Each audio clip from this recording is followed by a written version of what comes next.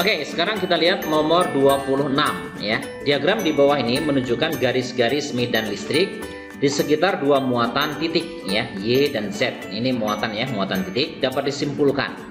Nah, sebelum menjawab soal ini, tolong diingat ya. Garis-garis medan listrik yang ditimbulkan oleh muatan positif, kalian masih ingat nggak? Garis-garisnya gimana? Keluar dari muatan atau masuk ke dalam muatan? Gimana? Keluar ya. Jadi maksudnya garis-garis medan listriknya akan seperti ini. Ya, arahnya bagaimana? Kan medan listrik itu vektor, punya arah. Nah, kalau muatannya positif, maka arah medannya keluar. Nah, keluar semacam ini, gitu ya. Nah, gitu. Nah, medan listrik lambangnya apa? E, kalau masih ingat ya. Ini kalau muatannya positif. Nah, kalau muatannya negatif gimana? Kalau muatan negatif Masuk. Nah, garisnya sama, cuman arahnya saja yang menuju ke muatan. Nah, jadi garisnya sama seperti ini juga, cuman arahnya saja. Kalau muatannya itu negatif, maka arah garis-garis gaya listriknya, ini medan listrik ya, garis-garis medan listriknya ke arah muatan, gitu ya. Nah, itu kalau muatan titik begitu. Nah, terus kalau misalnya dua muatan titik itu berdekatan misalnya. Nah, kalau berdekatan bagaimana? Misalnya di sini ada muatan positif ya, didekatkan dengan muatan negatif sama besar misalnya. Karena jumlah garis itu menunjukkan semakin besar muatan. Berarti semakin banyak kita gambar garisnya, artinya muatannya juga semakin besar. Tapi kalau kita gambarkan garisnya sama, kiri dan kanan, ya artinya muatannya sama gitu ya. Jadi kalau misalnya ada dua muatan berdekatan, plus dan min, maka garisnya begini, keluar dari muatan positif, masuk ke muatan negatif. Nah, kan seperti ini. Kalau muatannya berlawanan ya. Nah, jadi bentuknya akan seperti ini. Keluar dari positif menuju negatif. Nah, ya dibuat aja begini ya. Nah, ini masuk semua nih, menuju muatan gitu. Nah, ini kalau ini sama tapi keluar gitu. Jadi ini keluar. Nah, gitu. Nah, itu kalau berlawanan ya, berlawanan jenis. Kalau sejenis gimana? Misalnya di sini ada muatan plus berdekatan dengan muatan plus juga. Gimana gambarnya? Nah, dua-duanya keluar dan nggak boleh berpotongan ya. Jadi nanti cara gambarnya seperti ini. Jadi kedua-duanya ini ya kayak gini. Si garis-garisnya tidak berpotongan, tapi semuanya keluar dari muatan itu. Nah, jadi misalnya gini kita gambarnya. Nah, ini keluar ya, semuanya keluar. Nah, seperti itu. Salam, masuk. Nah, arahnya begini. Kalau muatannya sejenis ya. Kalau min-min gimana? Ya sama seperti ini juga, cuman arahnya masuk gitu.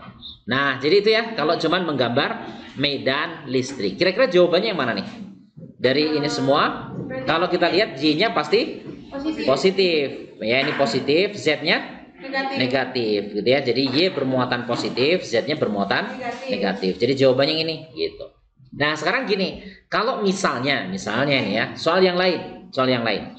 Misalnya Bapak punya di sini ada muatan positif misalnya. Ini misalnya Bapak buat 9 Ki misalnya, positif. Terus di sini ada muatan negatif misalnya. Ya, sebut saja misalkan 4 Ki misalnya. Gitu ya. Negatif ya, min 4 Ki misalnya. Nah, kemudian di sini ada beberapa titik yang Bapak tanyakan, kira-kira yang kuat medannya 0 itu di mana? Bapak kasih opsi. Misalnya ada titik-titik nih di sini. Nah, Bapak kasih titik-titik ini. Nah, misalnya di sini titik A, B, C, D misalnya. Nah, menurut kalian yang kemungkinan kuat medannya 0 itu kira-kira yang mana? Ayo. Ingat, ini muatannya apa? Positif, ini negatif. Kalau muatannya berbeda semacam ini, misalnya kalian lihat A nih, titik A. Kemana arah medan akibat muatan satu yang ini misalnya ya, ini muatan 2. Ke kanan kan? Ya. Nah, ini kuat medan akibat muatan 1. Akibat muatan 2? Ke kiri. Ini negatif. Kalau negatif gimana? Ini kan menuju kan? Ya. Nah, jadi ke kanan juga. Nah, kalau ke kanan itu dua-duanya 0 nggak? Resultannya mungkin 0 nggak? Nggak mungkin. Jadi AB nggak mungkin. Tinggal opsi C sama D. Nah, kalian pilih yang mana? Yang C atau yang D kira-kira? Yang C. Hah? C atau D? Nah, yang mana nih? Pilih yang mana? Pilih. Pilih yang mana? Nah, kita lihat dulu. Ini sama ya. Misalnya kan muatan positif nih 9 Ki ya. Itu kemana arah medan di sini? Kanan. Kanan. Ke sini kan? Ya. Ini E akibat muatan 1. Akibat ini? Kiri. Ke kiri. Berlawanan kan? Ya. Nah, mungkin 0 nggak nih? Mungkin. Kalau yang ini gimana? Juga. Sama. Nah, ini akibat muatan positif? Ke kiri. Ke kiri. Ini E1-nya. Akibat muatan yang negatif ini? Kanan. Kanan. Berlawanan kan? Ya. Nah, mungkin 0 nggak? Mungkin. Nah, ada salah satu yang benar dan yang lain salah. Kira-kira yang mana? D atau C menurut kalian? Yang C, soalnya paling kecil. Nah, jadi masih ingat ketentuannya? Jadi pilih daerah yang lebih dekat ke muatan yang lebih kecil. Ini kan 4 Ki nilainya ya, 4 Ki. Di sini 9 Ki ya. Jadi jangan lihat tandanya. Kalau misalnya di sini minus gimana? Ya tetap saja di sini yang dipilih. Maksudnya di sini minus, di sini plus ya. Nah, berarti 4 Ki tetap lebih kecil dibanding minus 9 Ki. Karena plus minus di sini bukan nilai, tapi maksudnya jenis. Ya, jenis muatannya. Nah, jadi arahnya berlawanan kan? Jadi ada dua kemungkinan. Pilih daerah yang lebih dekat ke muatan yang lebih kecil. Jadi di sini itu yang resultannya itu bisa 0. Kalau di sini nggak bisa. Ya, di sini tuh resultannya nggak mungkin 0. Kenapa nggak mungkin 0? Ini nggak mungkin 0 ya, karena dia dekat ke muatan yang besar. Selalu saja E1-nya lebih besar. Kan kuat medan berbanding lurus dengan Ki ya. Jadi kalau Ki-nya besar ya E-nya besar gitu. Ini E2-nya pasti lebih kecil kan, jauh tuh. Udah jauh kecil lagi ya, pengaruhnya kecil gitu ya. Jadi jawab yang ini kalau ditanyakan resultannya itu 0. Bisa ya? Soalnya apa, Pak? Kalau soalnya apa? Soalnya, iya soal yang di latihan ini. Nah, ya jadi ya kalian apa namanya, pokoknya paham yang beginilah, yang beginian sama konsepnya begitu. Sekarang nomor 27. Dua buah muatan. Jadi di sini ada muatan Ki1 dan Ki2, masing-masing ini ya nilainya. Diletakkan segaris seperti pada gambar. Medan listrik di titik P akibat muatan Ki1 dan Ki2 adalah berapa dan arahnya kemana? Coba kita cek ya. Ini yang Ki1 muatannya positif nih. Taunya di mana nih? Nah, yang Ki2 negatif. Nah, jadi di sini min. Nah, sekarang akibat muatan Ki1 kemana arah medan di P? Kanan. Ke kanan. Kenapa ke kanan? Soalnya plus. Nah, karena ini plus kan? Berarti ke kanan. Rumus E masih ingat nggak? K Ki per R 1 kuadrat misalnya. Kalau kita mau cari 9 kali 10 pangkat 9. Ki1 nya kan ini Ya. jadi itu berapa? 2 kali mikro 10 pangkat min 6 dibagi jaraknya berapa nih dari sini sampai sini? 100. Kok 100? 10 dengan 10 20 cm. Ubah ke meter. 2 kali 10 pangkat min 1 ya. Jangan lupa kuadrat. Nah, jadi nanti kita peroleh ini kalikan aja 18 kan? 18 kali 10 pangkat 3, betul? Dibagi 4 kali 10 pangkat min 2, betul ini? Ya, Pak. Jadi berapa nih? Jadi 9 per 2 kan? Atau 4,5 kali 10 pangkat 5 Oh ya, 5. Newton per Coulomb. Gitu kan? Ya. Arahnya ke kanan. Oke, sekarang yang berikutnya. Kemana arah medan? Kemana arah medan? Kok nge-lag ini? Loh, ini kemana nih? Salah. Ini nih di sini. Nah, kemana arah medan akibat Ki2? Ke kiri. Ke kiri. Nah, ke sini kan? Ya, Nah, ini E2. Kenapa ke kiri? Soalnya negatif. Misalnya negatif. Oke, kita cari ya. E2 rumusnya sama. K Ki2 per R2 kuadrat. Coba masukin angkanya. 9 Kali 10 pangkat 9. Ki2-nya?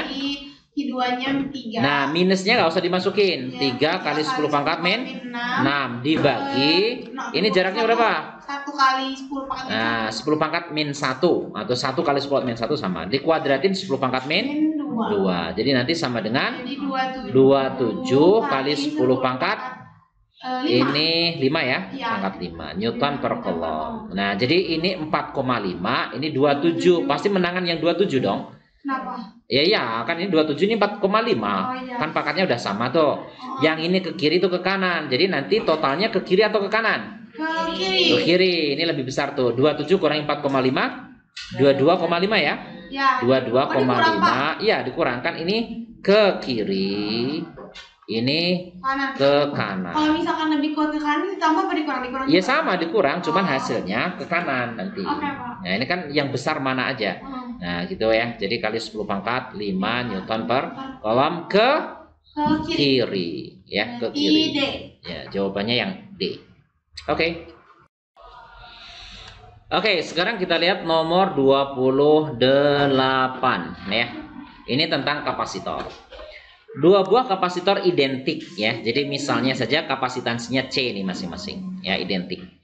Energi total yang tersimpan di dalam dua kapasitor, ini energi total ya. Jadi energi total yang tersimpan dalam rangkaian kapasitor ini.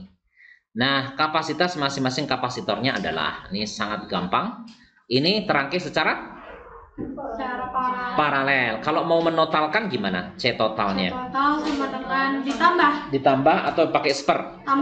Tambah Ya. Jadi nanti tinggal C ditambah dengan C. Jadi sama dengan 2C. 2C. Nah, energi yang tersimpan, ini kan sekarang udah jadi satu kan kapasitornya ya. Ya. Energi yang tersimpan dalam kapasitor masih ingat nggak? Setengah CV kuadrat. Kan C-nya udah jadi satu nih. Ya. Nah, kita anggap satu kapasitor dikalikan dengan V kuadrat. V-nya yang ini. Nah, ini V-nya ya. Tegangan ujung-ujung kapasitornya. Ya udah, tinggal masukin angka-angkanya saja. W-nya kan tadi 0,04 kan? 0,04 gitu. Sama dengan setengah. C totalnya kan 2C. Nah, dikalikan ini dikuadratin. 4.000. Jadi 40.000 kan 200 kuadrat ya. Nah, sehingga nanti ini habis. Nah, C-nya berapa? C-nya itu berarti ini kan 4 kali 10 pangkat min 2 kan? Ya. Dibagi 4 juga kali 10 pangkat 4. 4 kan ini? Nah, jadi nanti ini 4-nya habis. Jadi nanti 10 pangkat min 6 kolom. Farad. Satuan C itu farad. Nah, masih ingat gak 10 pangkat min 6 itu sama artinya dengan mikro. Nah, jadi nanti 1 mikrofarad. Oh, kok jadi Ini apa yang ditanyain sih? Yang ditanya apa? kapasitas masing-masing. Kapasitas benar. Jadi satuannya farad. Ini kolom itu kan muatan. Ini saraf satuan nih. Jadi yang CC ini diganti dengan farad harusnya. Nah, diganti. Oke, nah sekarang pertanyaan tambahan. Pernyataan tambahan ya. Misalnya di sini ada tegangan itu 200. Ini 200 nih, kayak di samping. Nah, sekarang misalnya si kapasitornya ini Bapak buat seri misalnya, ada beberapa nih. Nah, tapi nggak identik. Misalnya yang satu misalnya ini 1 mikrofarad. Nah, ini misalnya Bapak buat misalnya ya 4 mikrofarad misalnya ya. 1 dengan 4 misalnya. Nah, terus ditanya, kira-kira tegangan ujung-ujung ini berapa? Bisa nggak kalian nyarinya? Gimana cara mencarinya? Ya, tegangan ujung-ujung ini. Ini V-nya berapa? Tegangan ujung-ujung ini. Kan ini ada kapasitor lagi di sini. Oh. Ya kalau cuman satu kapasitor iya 200 volt, tapi kan di sini ada kapasitor lagi yang lain gitu. Caranya gimana? Bisa nggak kalian mencarinya? Pertama cari apa dulu? Cari apa dulu? Digabung dulu C total. Nah, cari C total dulu. Caranya kalau seri gimana? Seper. Jadi seper C total sama dengan ya 1/1 tambah 1/4. Itu kan sama dengan 5/4 bukan? Iya. Nah, jadi nanti C totalnya berapa? C totalnya 4/5 mikrofarad. Itu kan C totalnya. Nah, kan C total udah ada. Jadi anggap ini sebagai satu kapasitor. Segini nilainya itu. 0,8 ya ini ya. Nah, terus di sini ada tegangan. Bisa nggak kalian mencari Q totalnya? Q sama dengan C kali V. Ya, C kali V. Ya udah. Berarti nanti 4/5 mikro kali 200. Berapa itu? Berarti 160 ya. Di sini 160. Mikro ya. Ini satunya mikro kolom. Ngerti nih? Oh, kalau kita satuannya mikrokolom. Yang ngikutin ini kan volt, ini mikro kan? Ya, jadi satuannya nanti karena di sini ada mikro ya mikro kolom jadinya. Kalau di sini nggak ada mikro ya kolom aja. Oke ya, tapi bukan ini yang ditanyakan. Ini kembali ke V pertanyaannya. Nah, ingat ini 1 mikrofarad dengan 4 mikrofarad terangkai secara Seri. Kalau seri yang sama apanya? Seri yang sama I-nya. Yang sama Q-nya, betul. Nah, Q di sini sama dengan Q di sini. Bisa dipahami? Iya. Berapa Q-nya? 160. 160 mikrokolom. Jadi si muatan di sini 160 mikrokolom. Muatan di sini berapa? Ya 160 mikrokolom. Nah sekarang muatannya ada, kemudian kapasitansinya ada. Bisa nggak mencari V? Sama, rumusnya yang ini juga. Nah kalau dicari V, rumusnya jadi apa dong? V sama dengan Q dibagi dengan C. C gitu. Nah Q-nya kan ini tadi kan 160 kan? Iya. Jadi 160 mikrokolom kan? Dibagi C-nya berapa? 4 mikro. Betul? Ini kan 4 nih. Jadi berapa nih? Satu nggak dihitung dulu. Kan yang ditanya kan tegangan ujung-ujung ini doang. Oh. Berarti Q-nya ya Q yang di sini. Oke. C-nya C yang ini, C kapasitor ini. Gitu. Jadi berapa nih? Mikronya kan habis tuh. Iya, Jadi 40 volt. Nah, jadi tegangan dia di situ 40. Jadi di sini 40, nanti di sini 160 tegangannya gitu. Totalnya 200. Jadi atas bawah 40. Hah? Kenapa atas bawah? Ujung-ujung. Iya, tegangan ujung-ujung ini 40 volt. Nanti tegangan ujung-ujung ini sisanya, ini kan 200 tuh. Oh. Ya, berarti ini tegangan ujung-ujung ini itu 160. 10. Coba cari aja, misalnya Bapak tanya nih, V yang di sini kan caranya sama kan? V yang di sini. Iya. Kan ujung-ujung ini apa tadi? Q dibagi dengan C. Q-nya berapa? C-nya 160 160. dibagi 1. Ya udah, 160 kan? Volt gitu. Bisa? Bisa, Pak. Nah, jadi kalau ada soal kayak gini harus bisa.